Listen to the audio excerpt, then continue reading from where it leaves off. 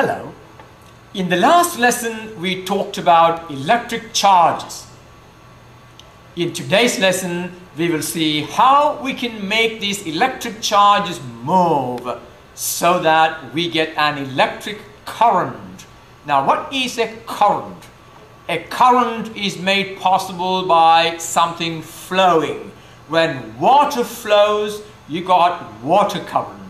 When air flows, you have air current. We call that the wind. Well, if you can make electric charges move, electric charges flow, we can get electric current. Now the question is, how do we make electric charges flow or move?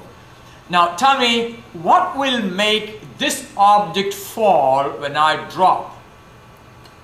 Now, the object falls because there is a height difference. You see, an object falls from a high place to a low place. Now, when there is a height difference, we normally say there is a potential difference. There is a potential difference. So, potential difference is something that makes things move. Things move from a high potential point to a low potential point. So let's talk about electric potential. What does electric potential means? Now, an electrically charged object has an electric potential. The potential, what is the potential? You see, if I keep an object here, we say it has the potential to move. So, potential is the ability to make electric charges move. Electric potential is the ability to make electric charges move. A positively charged object has a positive potential, and a negatively charged object has a negative potential. Now, tell me, which of these is the higher potential? Is the positive the higher potential or negative the higher potential? Well, you know that when you want to make objects fall, objects always fall from a high potential point to a low potential point, or a place of higher height to a place of lower height. Now, in electricity, what is the higher potential? Is it due to a positive charge or due to a negative charge?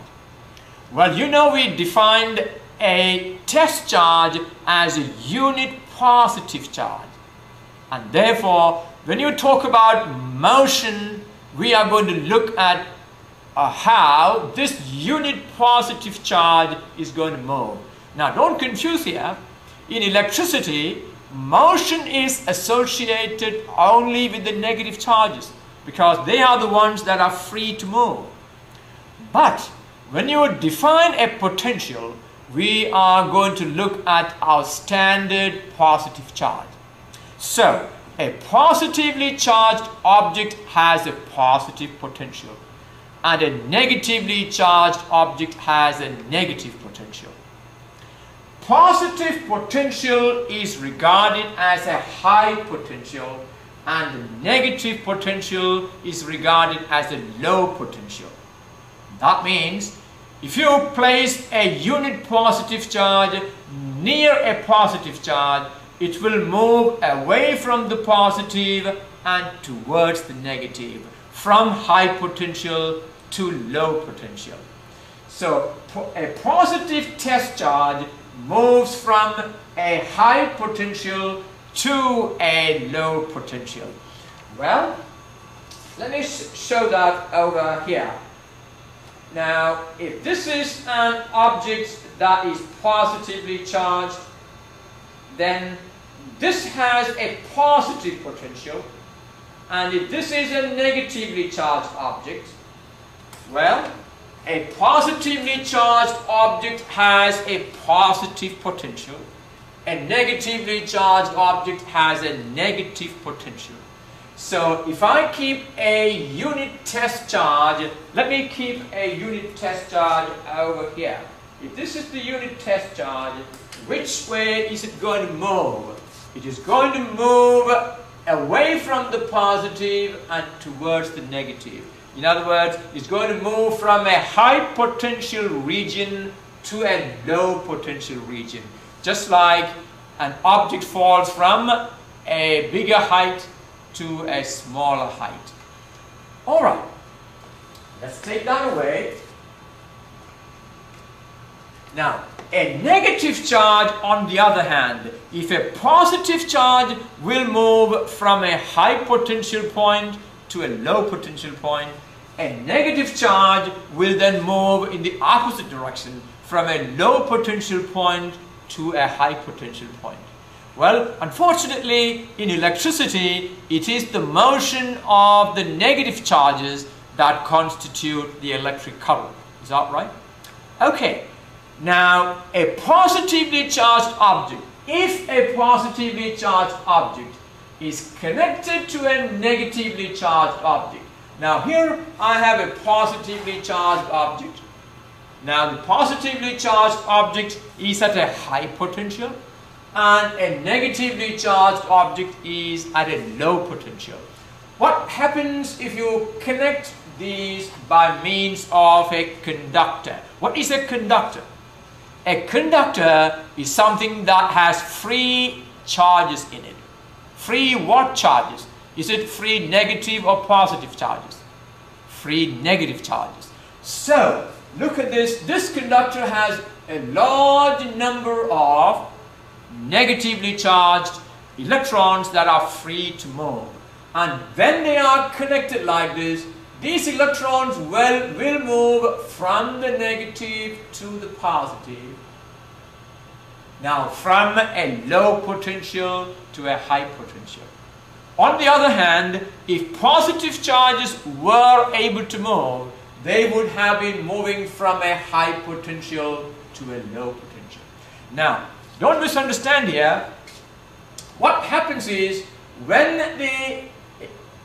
these conductors are connected by this conductor, an electric field, see we talked about electric field in the last lesson, an electric field gets set up instantaneously in this conductor, and that electric field will make each of the free charges to drift. They will not move very fast. Each charge will drift.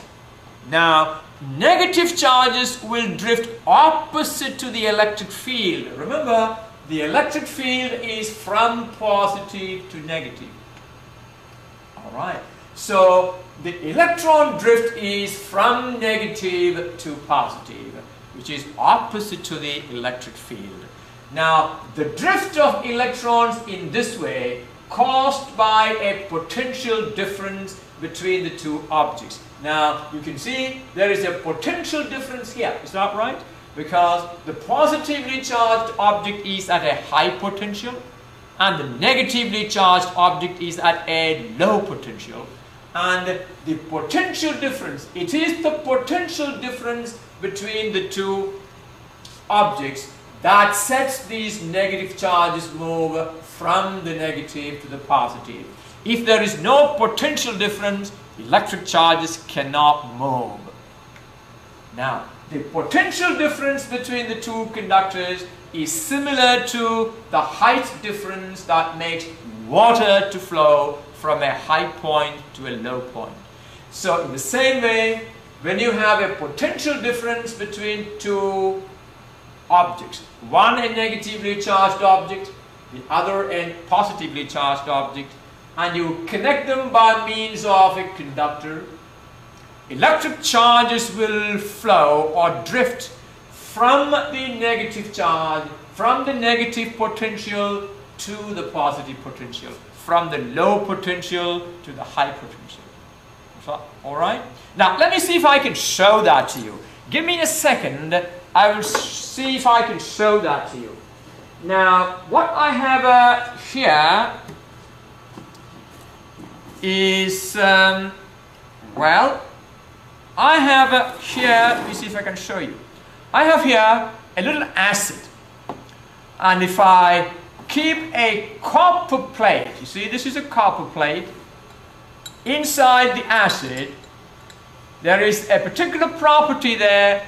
When copper is put inside the acid, electrons from copper will go into acid. Now that means copper is going to lose electrons.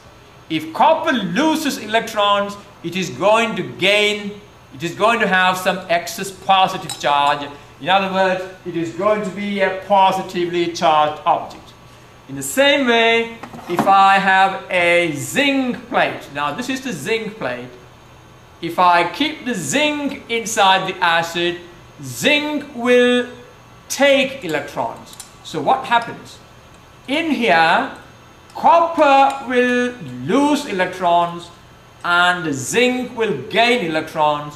What I have here is, the moment I put these two, the copper and the zinc, this is the copper, this is the zinc.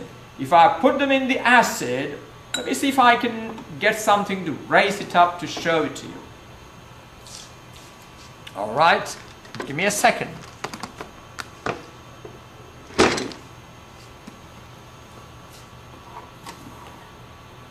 Now, there is the acid there for you.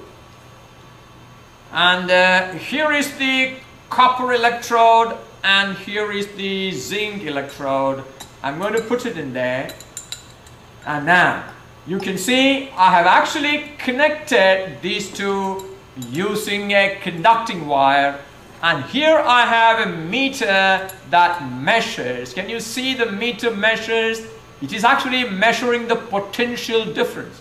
If I lift them off, you can see there is no potential difference. When these are not in the acid, there is no potential difference. But when I put them back in the acid, you see there is a potential difference. There you are. Now, when these are in the acid, copper will lose electrons, zinc will gain electrons, copper becomes a positively charged, zinc becomes negatively charged, and therefore in the conductor that connects, that's the conductor I am holding here, electrons in the conductor begins to drift because of this potential difference and causing an electric current. Alright, let me put that away.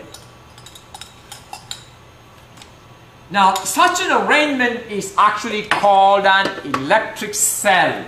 We can make an electric cell so that the cell will now produce an electric current. So let's now talk about an electric cell. What I just showed you is an electric cell. An electric cell or a battery, we generally call it a battery, but actually a battery is a combination of cells. So an electric cell or a battery is a device in which two metal plates which are called electrodes. In my demonstration, the copper is the positive electrode, zinc is the negative electrode.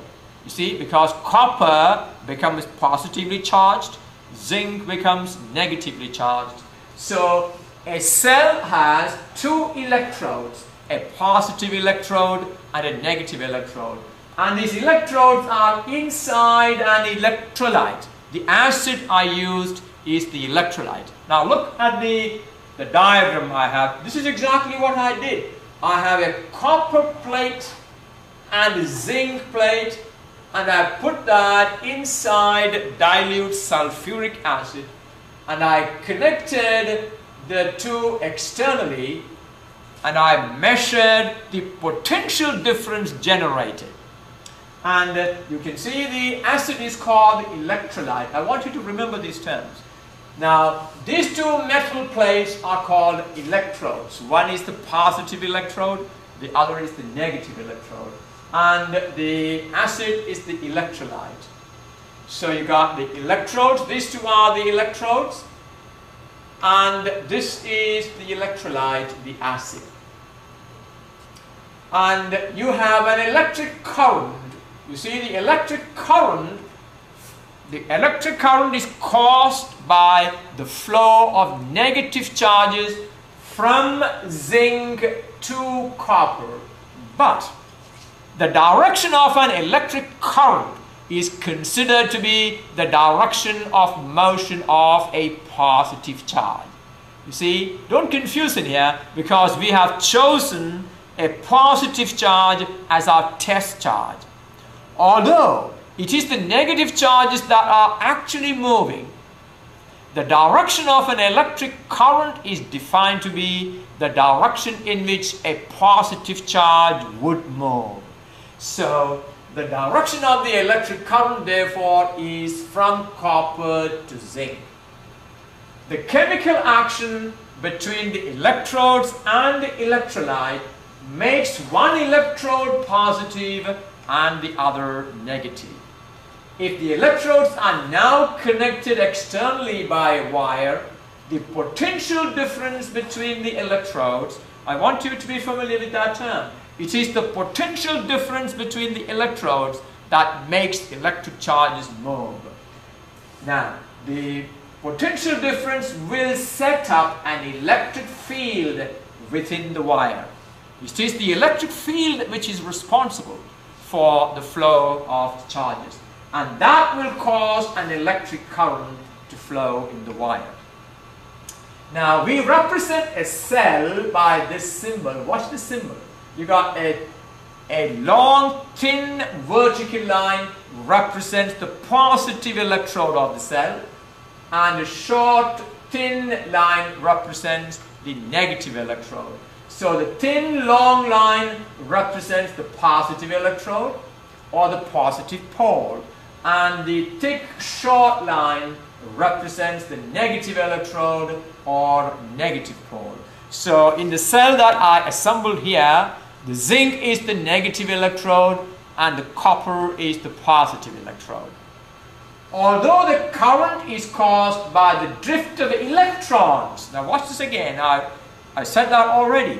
Although the current is caused by the drift of electrons from negative to positive, the direction of current by definition is from positive to negative. Why again? Because our unit, our test charge is a unit positive charge. That is why. Now, when a cell drives a current in a closed path, we have an electric circuit. So what I just showed you is actually an electric circuit.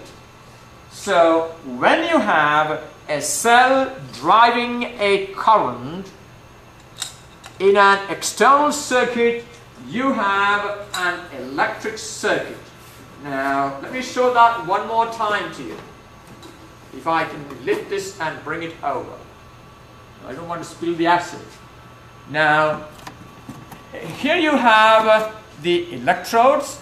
Now this is the copper, that is the zinc, so the positive electrode and the negative electrode, and when the two are connected externally by a wire, and I have actually connected it to this meter, I have an electric circuit.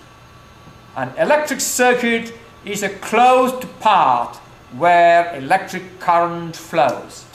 Alright, I'm going to keep that away now.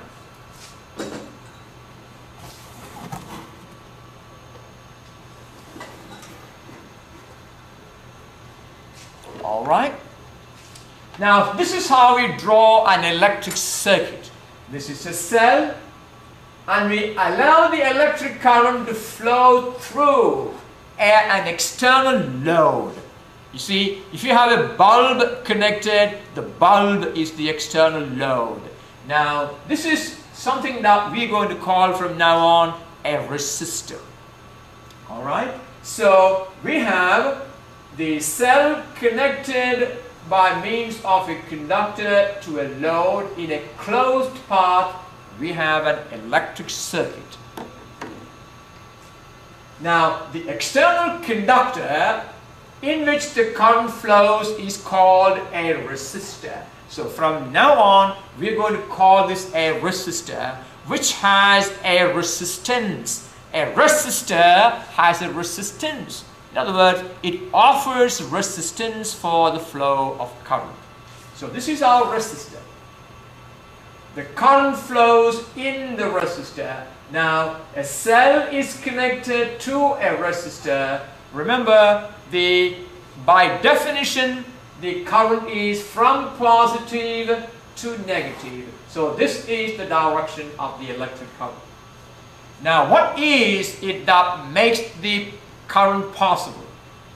Now, the current now exists because the cell has established a potential difference. It is the potential difference produced by the cell that is responsible for driving the current in the resistor. Now, when the cell is connected to the resistor, there is a potential difference between the ends of the resistor. You can see the positive of the cell is connected to the left end of the resistor and the negative is connected to the right end. So the left end of the resistor is at a high potential, the right end of the resistor is at a low potential, so the current flows from high potential to low potential. Current flows from high potential to low potential in the resistor. That's the way the current flows. Now, that's the point of high potential, you see, and this is the point of low potential. Now, remember, whether a point is a high potential or a low potential depends on where the cell is connected. This end is connected to the positive part of the cell, so this is a high potential. And this end is connected to the negative of the cell, this is a low potential. So the electric current flows from high potential to a low potential through the resistor. Okay. Now, let's talk about electric current again. Electric current in a conductor is actually caused by this drift or flow of electric charges, and we define it like this. Electric current in a conductor is a measure of the rate of flow of charges in that conductor. We have been talking about rate. Very often we use the word rate. What does rate mean? Rate is a ratio.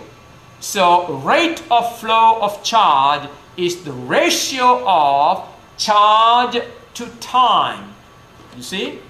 Now, if a certain amount of charge, we represent current by the letter I.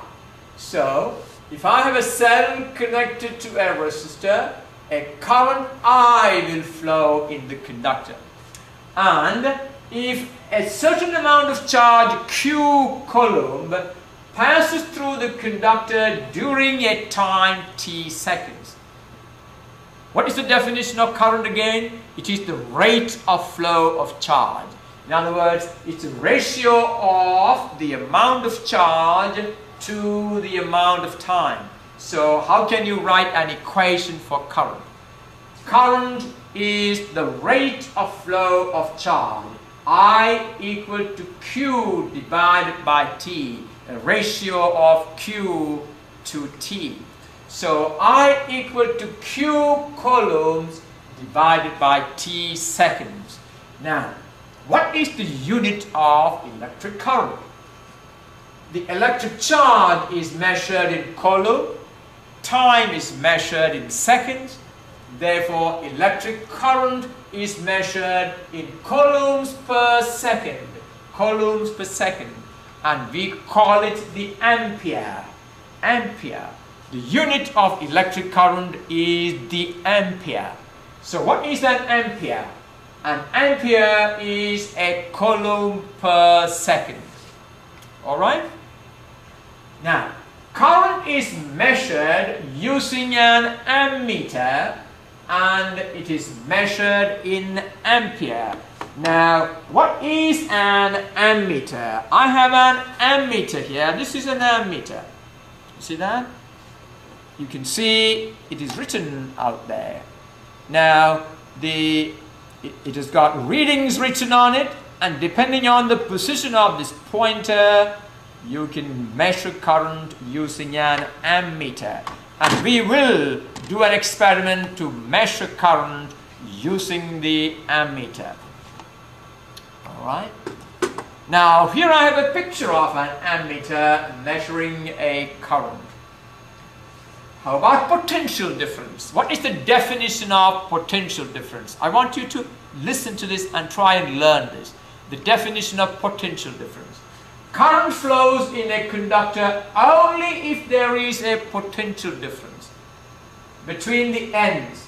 You see, a conductor, suppose this is a conductor, or what I'm holding is a conductor.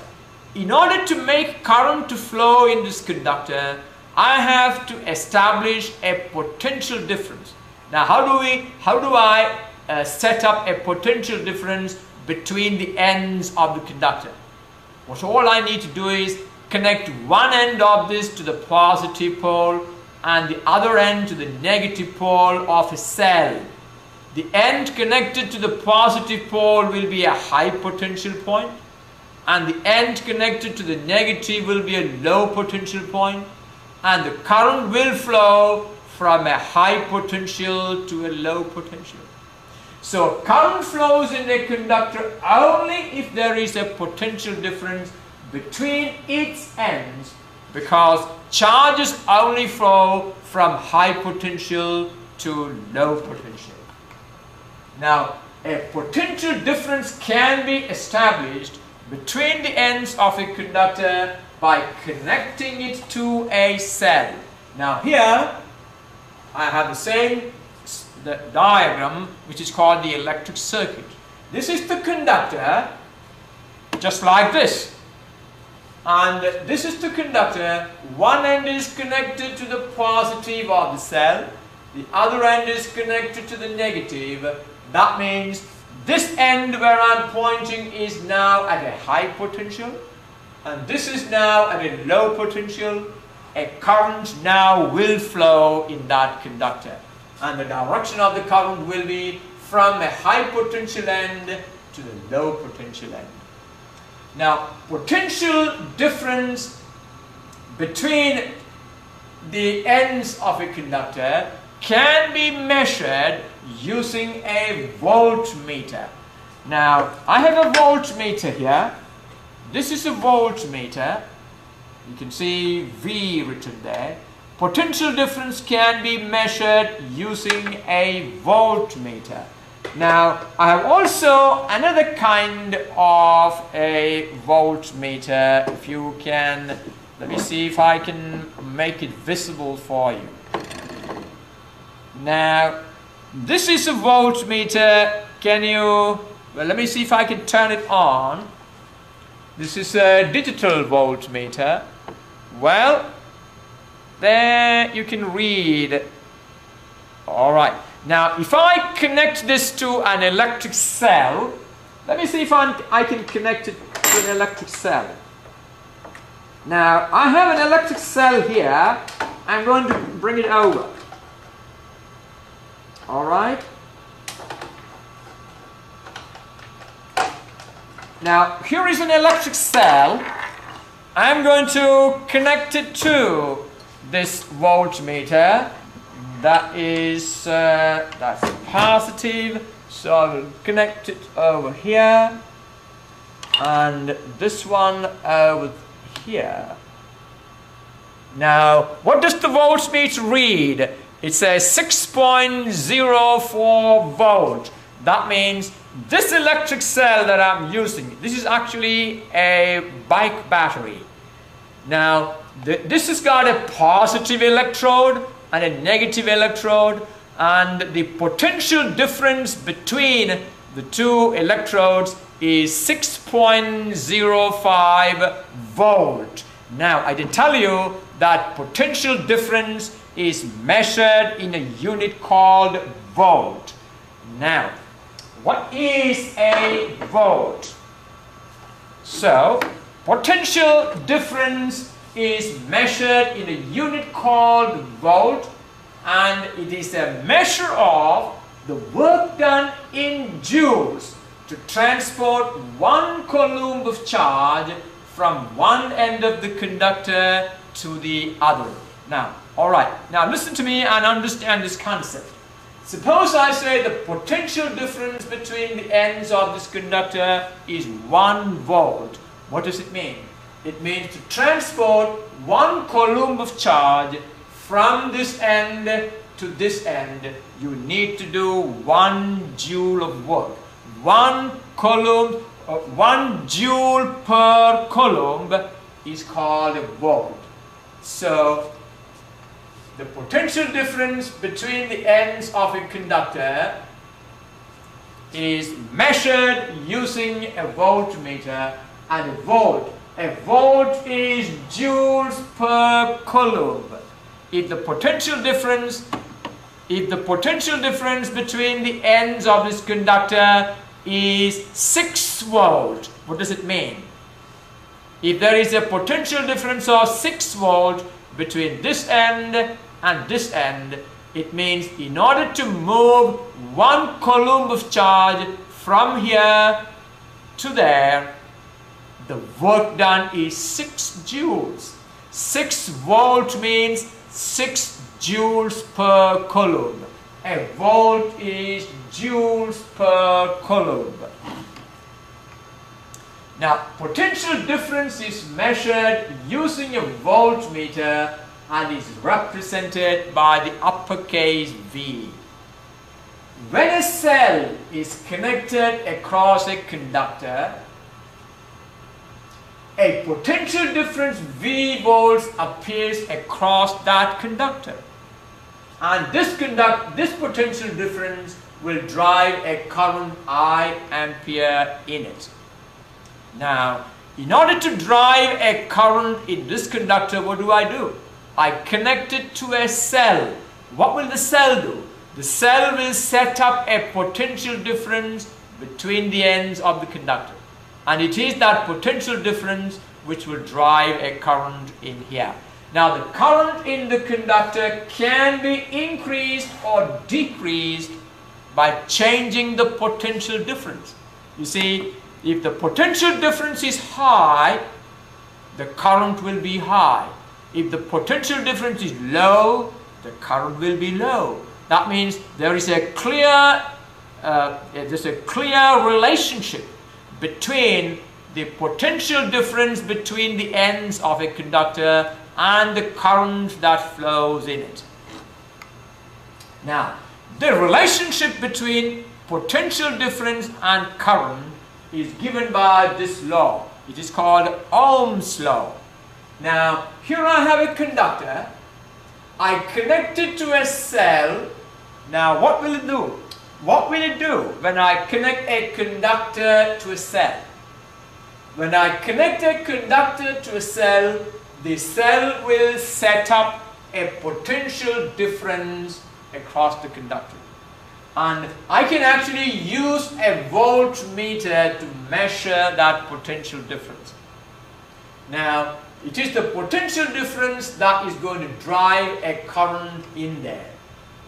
Now, Ohm's law gives a relation between potential difference V across a conductor and the current I that flows in it. Greater the potential difference, greater will be the current. Now, according to Ohm's law, the ratio of potential difference V to current I in a conductor remains a constant. It means you increase the potential difference, the current also will increase. You decrease the potential difference, the current also will decrease. But if you divide the potential difference by the current, always you get the same value, as long as the conductor remains the same conductor. And that same value for the conductor is called the resistance of that conductor. So this constant, which is the value of V divided by I, the ratio of V divided by I for a given conductor will always be the same. And that value is what we call the resistance of the conductor, and we will represent that by the letter R. Alright, so this conductor has a resistance R. And how do you measure that resistance? The resistance can be measured by measuring the potential difference between the ends and measuring the current that passes through the conductor and dividing the potential difference by the current will give you the value of the resistance. Now, the statement of Ohm's law can be written. I'm going to write the statement of Ohm's law that V divided by I equal to R. The ratio of potential difference to current remains a constant, and that constant is the resistance of the conductor. Now, can you solve this equation for V? If you multiply both sides by I, we can now write this as V equal to IR. The potential difference between the ends of a conductor equal to the current in it multiplied by the resistance of that conductor. V equal to IR. Now, take a note of that equation. We will use that to solve problems. Now, V equal to IR is actually the same as V over I equal to R. Okay. Resistance of a conductor can be written. Can you solve for, well, we have already done that. R equal to V volts. Potential difference is measured in volts and the current is measured in ampere. So resistance is potential difference measured in volt divided by current measured in ampere, and therefore the unit of resistance is volt per ampere. Volt per ampere. And that unit volt per ampere is called the ohm, OHM. And we use the Greek letter, big letter omega. This is the letter omega to represent the ohm, right? Ohm is the unit of resistance. Alright, we will now do a lab. Now what is the lab about? In the lab, we're going to set up a potential difference between a conductor, measure the potential difference, then measure the current and calculate the resistance of that conductor. Is that right? Okay. All right. Well, I have the experiment set up, but it's a very complicated one when you actually look on the screen. Now let me show you. This is my conductor, and I have connected it to a cell so that there is a potential difference. The potential difference is measured by this voltmeter. It's a digital voltmeter. You can see it's now measuring 5.59, and I have connected an ammeter to measure the current. And I don't think you can actually see. So what I'm going to do is I'm going to do the measurement of the current. Now the experiment asks you to adjust the current to be 0.2 ammeter. So 0.2 ampere, and I'm going to do that. I have adjusted it to be 0.2 ampere, and I measure the potential difference. So take a note of this. Alright, when the current is 0.2 ampere, the potential difference is 5.58. So I'm going to write it on the right side of the screen, and let me see whether you can actually see this. I'm going to take the current I, alright, the current I and the potential difference V. Well, I think I need to, alright.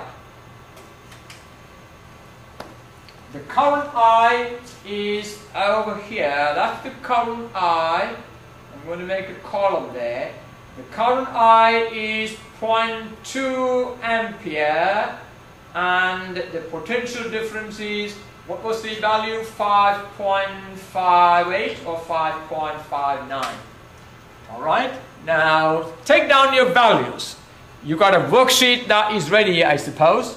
Now I'm going to change the value of the resistor actually. I'm going to change the value of the resistor each time so that the potential difference changes.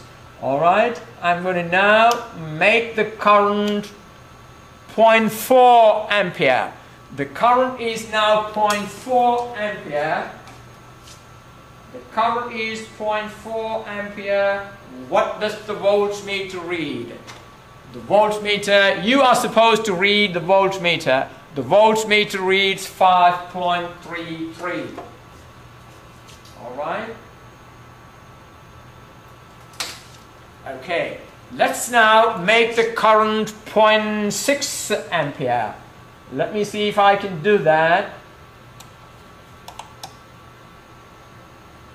Well, okay, the current now is 0.6 ampere. So let's write the current 0.6 ampere. What is the potential difference? The potential difference is 5.06 volts. Okay. I'm going to increase the potential difference to, I'm going to increase the potential difference, I'm going to increase the current to 0.8. Well, let's see how we can do that. There I have, the current is now 0.8 ampere. The current is 0.8 ampere. The potential difference now is 4.85. And finally, I'm going to make the current 1 ampere. Now, the current is going to be made 1 ampere. Let's see. Well, there you got the current 1 ampere and the potential difference is 4.62. Alright, so we have several values of current and potential difference. Now what happened in this case is I changed the values of the resistor. Each time I used a different value of the resistor. And so, what is it that you are now supposed to do? What we have done in this experiment is to change the values of the resistor so that the current changed each time. I changed the current values by changing the potential difference. Now, you know that what is the relation between current, potential difference and resistance? You know that resistance equal to V over I. So what I would like you to do is you have the potential difference values and the current values. I want you to find the value of the resistance that we used each time. You see, I changed the values of these resistors each time. I want you to find the values of those resistors. How do you find that? The first value of the resistor is 5.58 volt divided by 0.2 ampere. I'm going to leave that for you to do on your own. So find each time the value of the resistor. The value of the resistance, there will be 5 values of the resistance. Now, once you do that, complete your worksheet and then email it to me. Alright, that's all you need to do. We got the values of current in the resistor. We got the values of the potential difference. Now, I used 5 different values of the resistor. I want you to calculate the 5 different values that I used. Now, how do you calculate that? Each resistance is calculated as voltage divided by the current. So the first resistance value is 5.58 divided by 0.2. The second value is 5.33 divided by 0.4. And obtain a neat table and complete the worksheet and email it to me. Alright, let's finish this experiment. Well, we did all this and you got the current values and the voltage values, and we are not going to draw a graph this time. What you're going to do is you calculate the value of the resistance each time as R equal to V over I. Let's now do a couple of examples using Ohm's law. A light bulb has a resistance of 240 ohm when operating at a voltage of 120 volt. What is the current in the filament?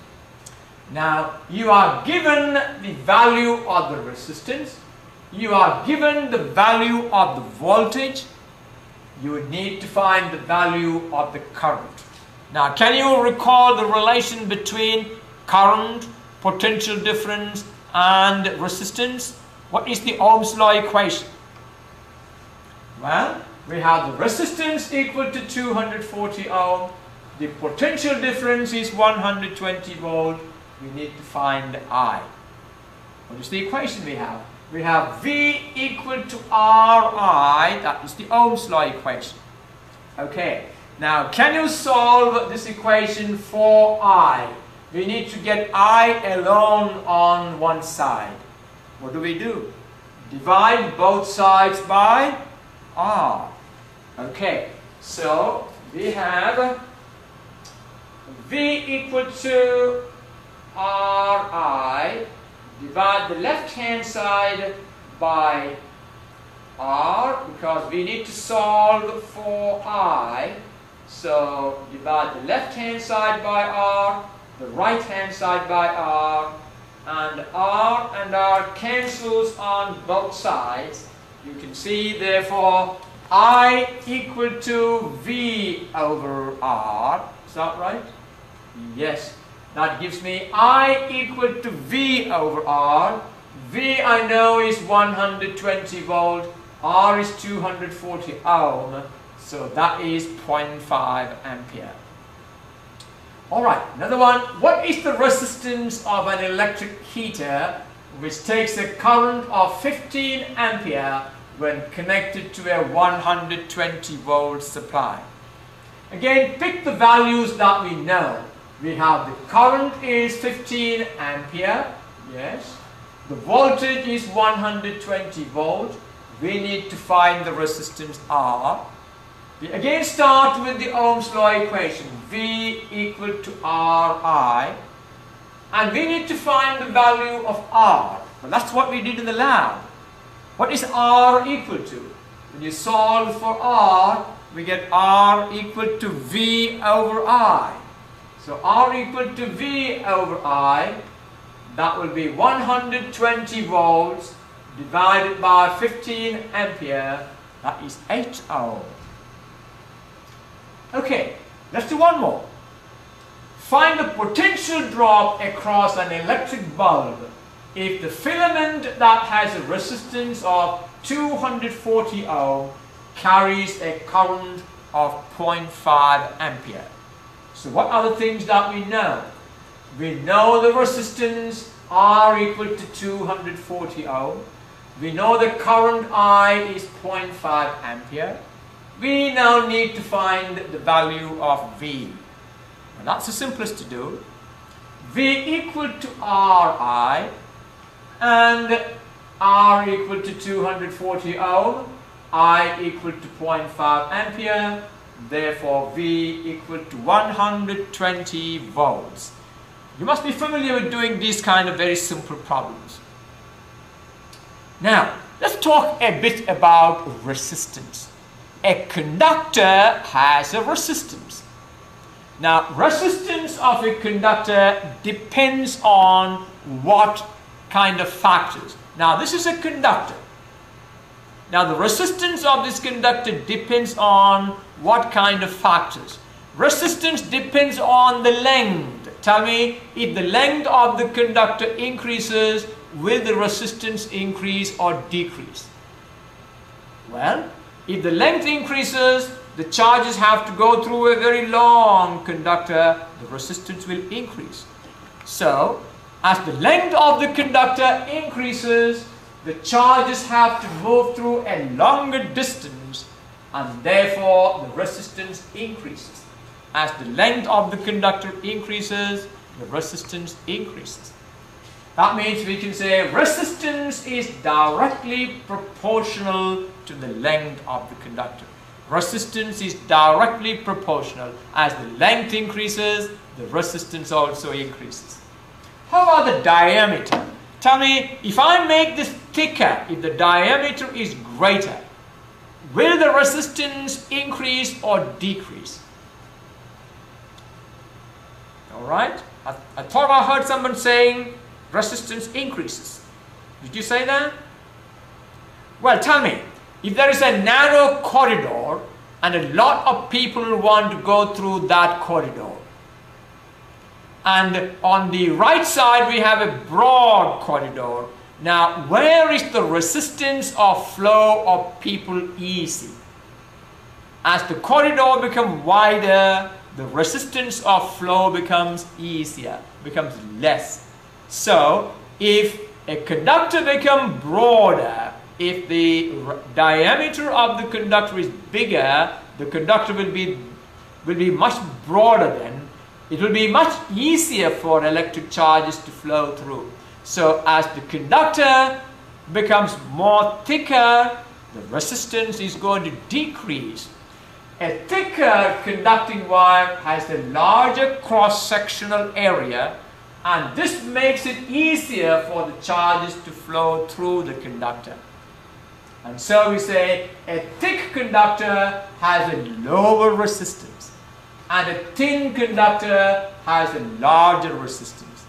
So what kind of a relationship is there? This is an inverse proportion. Resistance is inversely proportional to the cross-sectional area.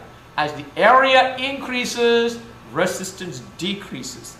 As the area decreases, resistance increases. Alright, there is one more thing on which the resistance of a conductor depends on: temperature. Alright, what do you think? If you increase the temperature, will the resistance increase or decrease? Now remember, you know that temperature, as you increase the temperature of a substance, its atoms and molecules will move faster. That means as the temperature increases, the atoms and molecules will be more agitated inside, and the electric charges will find it a lot more difficult to flow through. So as the temperature increases, resistance will also increase. As the temperature of a conductor increases, the atoms of the conductor will vibrate with larger amplitude, and this will make it difficult for the electric charges to drift through the conductor. Now, an increase in temperature therefore will cause an increase in resistance. Resistance of a conductor can be decreased by decreasing the temperature. In fact, if you decrease the temperature to a very low value, in fact, the resistance of the conductor will be made very, very, very low. Okay, let's now go on and talk about energy in an electrical circuit. Well, when electric charges move through electrical circuit, energy is spent. You see, you cannot move things from one place to another without spending energy. That means when an electric current flows through a conductor, energy is being spent. Well, a current in a circuit is caused by the motion of charges due to the force they experience in the electric field that exists inside the conductor. and therefore work is done when electric charges move inside the conductor. Now this work done appears in the form of energy in the electrical circuit. In order to drive electric charges, energy is spent, and that spent energy very often appears in the form of heat, light, and so on. Now this energy might appear in the form of heat, light, motion, and other forms. We can actually use electricity to do all these things. Electricity can be used to produce motion. Electricity can be used to produce light. Electricity can be used to produce heat. All these are possible because electric charges moving from one place to another, energy is spent, and that spent energy appears in many forms. Alright? Now, tell me, what is the definition of potential difference between the ends of the conductor? How many of you remember? We gave a definition for potential difference between the ends of a conductor. Suppose I say the potential difference between the ends of this conductor is 1 volt. What does it mean? It means in order to drive a charge of 1 coulomb from one end to the other, we spent 1 joule of energy. 1 joule per coulomb is 1 volt. 2 joules per coulomb is 2 volt. 5 joules per coulomb is 5 volt. If I say the potential difference between the ends of the conductor is 5 volt, it means 5 joules of energy is spent to move 1 coulomb of charge from one end to the other. That is the meaning of potential difference. If the potential difference between the ends of a conductor is 1 volt, it means 1 joule of work is done for every coulomb of charge that flows from one end to the other. So then, if the potential difference is 1 volt, 1 joule of work is done for every coulomb of charge that moves from one end to the conductor. Now consider a conductor carrying a current I when the potential difference across its ends is V volt. Alright, try and answer this question. The current is I ampere. What does that mean? What is the meaning that current in the conductor is I ampere? Remember, an ampere is coulombs per second. So the current is I ampere means I coulombs of charge pass through this conductor in 1 second. Now, if the potential difference now is V, what does that mean? The potential difference is V. Potential difference is V means it V joules per coulomb. For each coulomb of charge that flows from one end to the other, the work done is V joules. But you know that there are I coulombs of charge in this conductor in 1 second. That means work done in 1 second will be, for each coulomb of charge, the work done is V joules. Therefore, for I coulomb of charge, the total work done will be I times V. So, what is the total work done in 1 second when I coulomb of charge cross the conductor? For each coulomb of charge that passed from one end to the other, work done is V joules. Now we have I coulomb of charge passing every second. So what is the total work done in 1 second? The total work done in 1 second is I times V joules.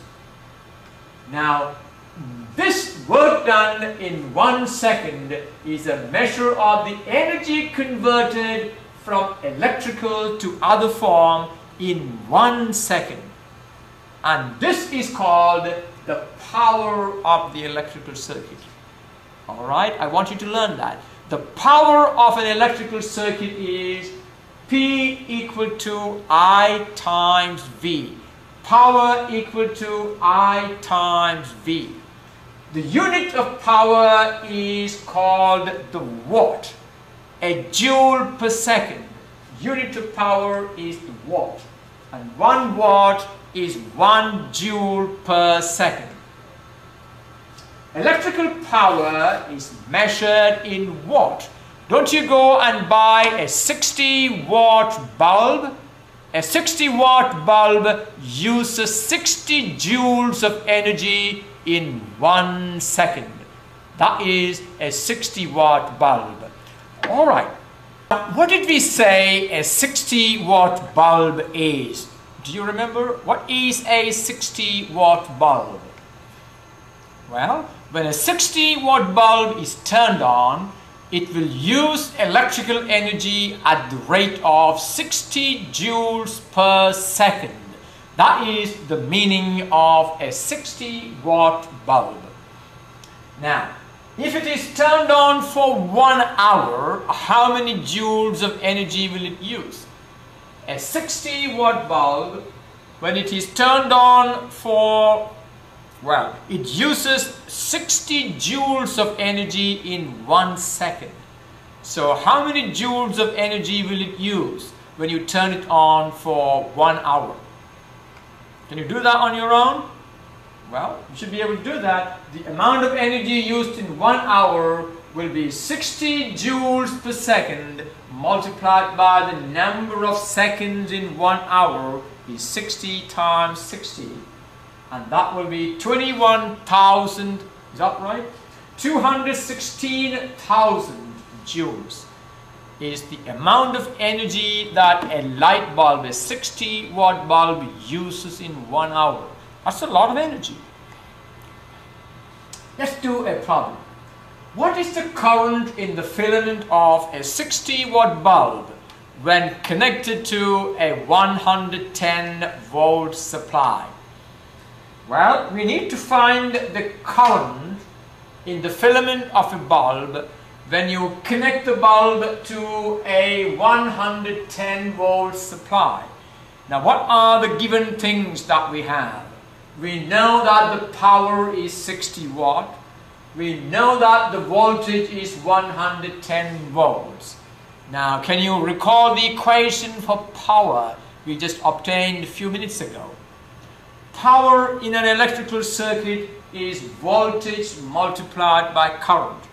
Well, we know the power, we know the voltage, we want to find the current. Can you solve this equation for current? Is P equal to V times I? What will be I equal to? Alright, to get I, we divide both sides by V. We get I equal to P over V.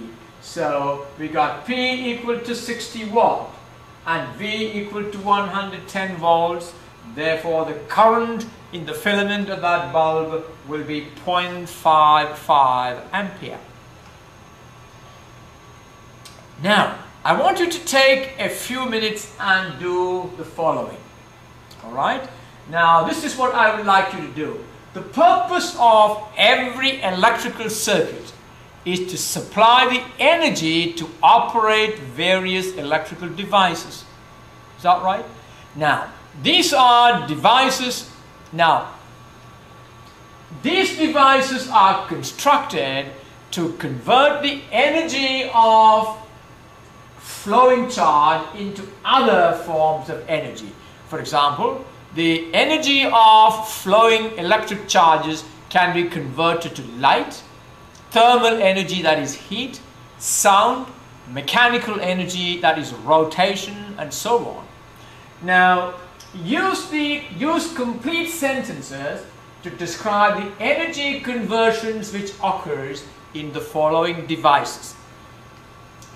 What is the energy conversion that takes place in the case of a windshield wiper on your car? Electrical energy is used to do something there. What kind of energy conversion? electrical energy is converted to what kind of energy there? I want you to write a full sentence about it. Defrosting circuit on a car. Now, what kind of energy conversion is taking place there? A hair dryer.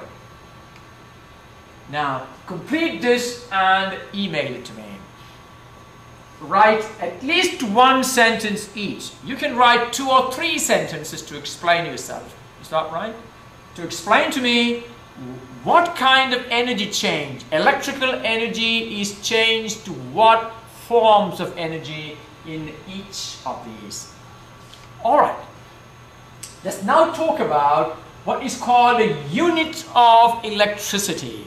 Now, how many of you know that you pay for electricity? Well, I'm sure all of you know, because you pay for electricity. Now, how do you pay for electricity? What is the criteria for paying for electricity? We pay for electricity for each unit of electricity you consume. Now, how much is a unit of electricity? What is a unit of electricity?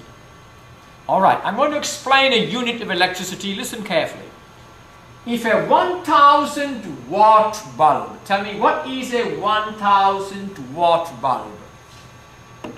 Well, you know, if a 60 watt bulb is something that uses 60 joules of energy in 1 second, what is a 1000 watt bulb? A 1000 watt bulb uses 1000 joules of energy in 1 second.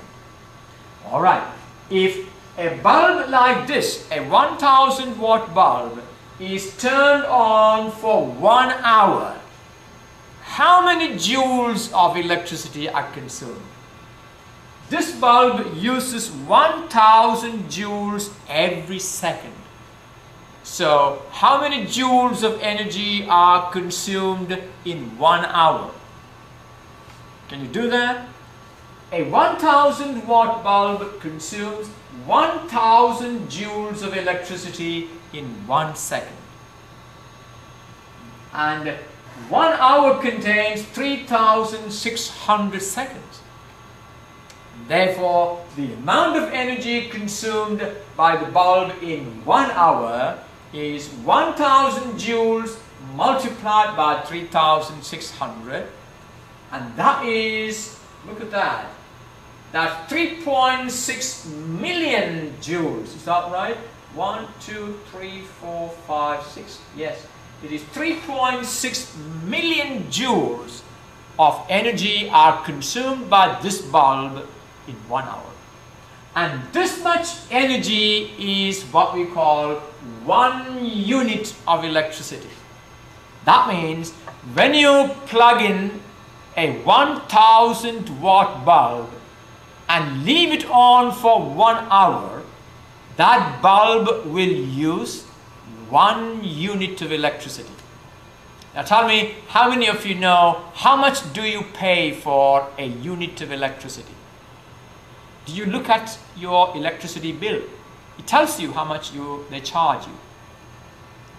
Well, next time you get the bill, look at it and learn about how much do they charge and how do they charge. It's all in the bill actually. Well, in Florida you pay approximately 10 cents a unit. That means for all this energy, 3.6 million joules of energy spent in 1 hour, you pay about 10 cents. Okay, so a 1000 watt, now 1000 watt is a kilowatt, is that right? 1000 is a kilo. So a kilowatt bulb used for 1 hour consumes 1 unit of electricity. And so, can I call 1 unit of electricity as a kilowatt used for 1 hour? A kilowatt hour. In fact, a unit of electricity is called a kilowatt hour. 1 kilowatt used for 1 hour is 1 unit. 1 unit of electricity is a kilowatt hour. So this much electrical energy is 1 unit of electricity. Well, 1 unit is called, look at the name of that unit. It's called a kilowatt hour. Why is it called a kilowatt hour? Because it is the amount of energy used at the rate of 1 kilowatt for 1 hour. And that is a kilowatt hour. And look at the abbreviation we use. Small k, big W, H. This is kilowatt hour. Small k, big W, small h. Kilowatt hour. So 1 unit of electricity is 1 kilowatt hour. 1 kilowatt hour is the amount of energy consumed at the rate of 1 kilowatt for 1 hour. That means if you turn on this bulb for 10 hours, how many units of electricity will be consumed? It will be 10 kilowatt hour. If you turn on that bulb for 50 hours, it will consume 50 kilowatt hour of energy, or 50 units. Okay, in that case, tell me this. If I have a 2 kilowatt electric heater, a 2 kilowatt, you know what it is? 2000 watt. A 2 kilowatt electric heater, I turn it on for 2 hours. How many units of electricity are consumed? Well, if 1 kilowatt is turned on for 2 hours, it will consume 2 units of electricity. 2 kilowatt turned on for 2 hours will consume 4 units of electricity. Right? That's simple. So, kilowatt hour, which is a number of units, can be calculated by multiplying the power in kilowatt by the time in hour. That's all you need to do to calculate the number of units of electricity you use. The number of units of electricity you use can be calculated as the power in kilowatt multiplied by the time in hour. That will give you the number of kilowatt hour you used. Alright, let's do an example. What is the cost of operating a 500 watt electric heater for 20 hours if electricity cost 8 cents a unit? Now the first thing to do is to write the power in kilowatt, because we are looking for kilowatt multiplied by hour. Kilowatt hour. A unit of electricity is a kilowatt hour. Tell me 500 watt is how many kilowatt? Well, the power is 500 watt, means 0.5 kilowatt. 1000 watt is a kilowatt. 500 watt is 0.5 kilowatt. And the time it is used is 20 hours. So, in order to find the number of units, you multiply the power in kilowatt by the time in hours. So the cost, and the cost per unit is given to be 8 cents, $0.08. The number of units is power used in kilowatt multiplied by the time in hours. And that is, the power in kilowatt is 0.5 kilowatt and the time in hour is 20 hours. And that gives you 10 kilowatt hour is the amount of the number of units you consume. And each unit costs $0.08. Therefore, the cost is 10 multiplied by 0.08. That is $0.8 or 80 cents is the cost of using that heater for 20 hours. Let's do another lab. Now this time we are not going to do anything here. No measurements taken here. I'm going to give you a scenario. Now, make a list of the appliances you have at home and their power ratings. If you look at every electrical equipment, it is rated for its power. For example, if you look at the bulb will say if it is a 40 watt, a 60 watt, a 100 watt, that is called the power rating. If you look at your stove, your cooking range, the power will be written there. If you look at your water heater, the power will be written there. Now for convenience, I'm going to give you some values. Use the given values that I am giving you here. Your refrigerator is rated at 800 watt.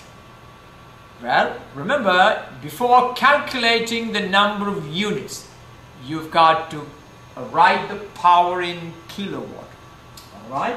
Your water heater is 3 kilowatt. Your electric iron that you use for ironing clothes is 700 watt. Your cooking range is 1200 watt. Your air conditioner is 2.5 kilowatt. And everything else in your home is put together, that is your stereos, your televisions, your computers, and all those together is 900 watt. Now what I would like you to do is, now write down each of those and make a guess. Well, you know approximately how many hours a day you use this. Now I'm going to give you an example and you're going to do exactly like this. Now suppose you say your refrigerator.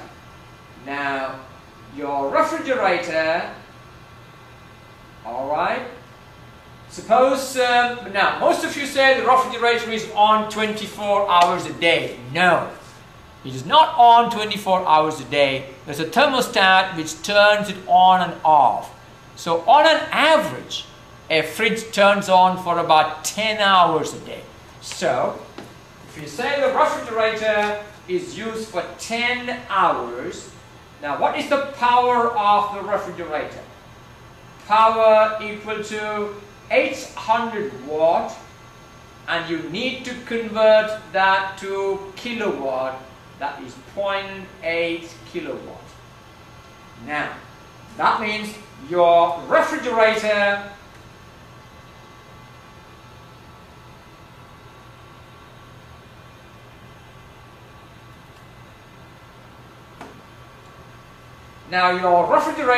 is used for how many hours? 10 hours, and its power is, the time is 10 hours and the power is 0.8 kilowatt. Therefore, how many units are used a day? The number of units is obtained by multiplying the power in kilowatt by the time in hour. So that will be 0.8 kilowatt multiplied by 10 hour, and that will be 8 kilowatt hour, and a kilowatt hour is what we call a unit. So your refrigerator uses 8 units on one day. Now I want you to find your electricity bill for a month. So if 8 units are used for a day, how many units are for a month? So for a month, the number of units will be 30 multiplied by 8, that is 240 units. Now this is the number of units your refrigerator uses. I want you to do like this for each of these. You decide on the number of hours you use each of these. So decide on the number of hours, the power I gave you, find the number of units for a day, and then multiply it by 30 to find the number of units for the month. And when you finish all of it, add up all the units for the month to find the total power consumption for the month. and then multiply that total by 8 cents to give you your electricity bill. Is that right? Okay. So, now do this. Write down the power of each in kilowatt. Then decide on the number of hours each of these are used at home. Obtain the number of units for each item. Obtain the total number of units used for a month. And calculate your monthly bill at the rate of 10 cents a unit. So once you obtain the total number of units, multiply it by 10 cents to get the total units. Alright, now complete it and email it to me. Alright, I think this is the last lab. We are not going to have any more labs. And we have done 11 labs. I would like to get at least 10. I will use 10 labs to determine your grades. So make sure that you have sent me a minimum of 10 labs. Alright? Okay.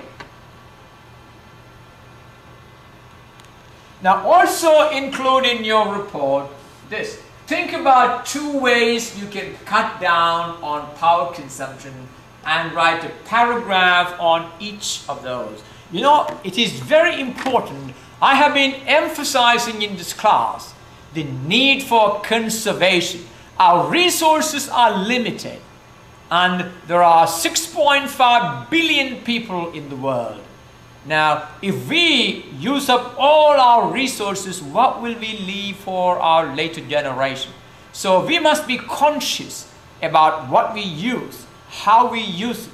Is it possible to conserve our resources? So think about saving electricity. Think about 2 ways you can cut down power consumption and write a paragraph on each of these. Now, I'm going to stop this part of the lesson here. I'm going to see you with the second part of this lesson later on. All right?